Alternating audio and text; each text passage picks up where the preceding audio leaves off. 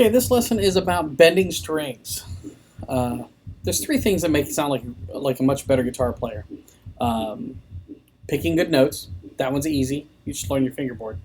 Vibratoing well, which we'll talk about that in a second, and bending in tune. One of the real indicators that somebody hasn't spent that much time on their playing is when their bends are out of tune. When you bend, you're always going to a note. I've had some students that start with me and they just think you're bending the string. They don't realize it has to go to another note. Now typically most of your bends would be going straight, say from here to here. So when you bend like that, you're going to go.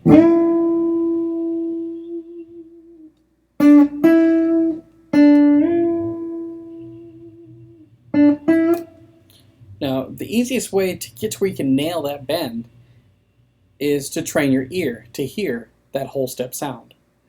To do that, we're going to use a unison bend. Unison bend is where you take, say, for example, this note here. It's a B. Now, if we take this A note that is on the G string at the 14th fret, and we take the 12th fret of the B string, which is a B, we take that A a whole step away from it is another B. So that means this note and this note are really the same notes. What you have to do is you bend the G string up until that note reaches a B. Now you're going to have this B that you're holding down, so you have a reference note. I've seen exercises online where guys will say, okay, well, hit this note and remember it, and you're gonna bend up to where that is.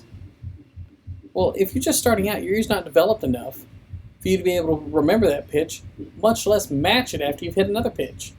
This way, it's going to help in the development of your ear. So you can play this, you take this,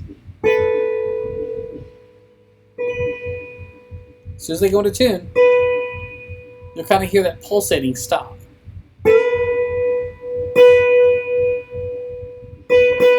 And you can hear those two are in tune. And that's the exercise. You take a unison bend, you start here, you hit it. Don't look for the note. Don't, pick it separate and go.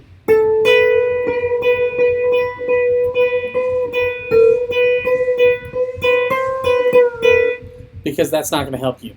What you want to do is get to where your ear can hit that note and recognize it as soon as you make the bend correctly. You want, after you do it at that fret, move down to the next fret. Move down. And just keep going down till you get down to the first fret. Now the reason we're starting here is because it's a lot harder to bend here than it is here. So start here, nail that bend, come down a fret. Get used to making that bend here, get to where you nail it, move down. Nail it, move down. Go all the way down to this spot here, and then work your way back up here. Once you do that, your ear is going to get to where it can recognize and hear when you've gone that full step. What'll happen is you're going to bend, and your ear's going to say, okay, stop. And that's where you're going to stop. That's going to help you bend in tune.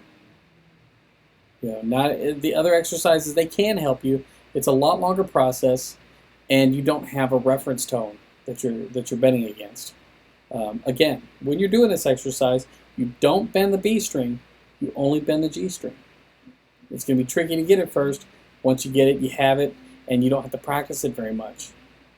Now, occasionally I would say, once you have it to where you nail it consistently every single time, go through the exercise once a week. That'll kind of keep you on top of the game. Okay? Hopefully that helped you out, and I will see you next time.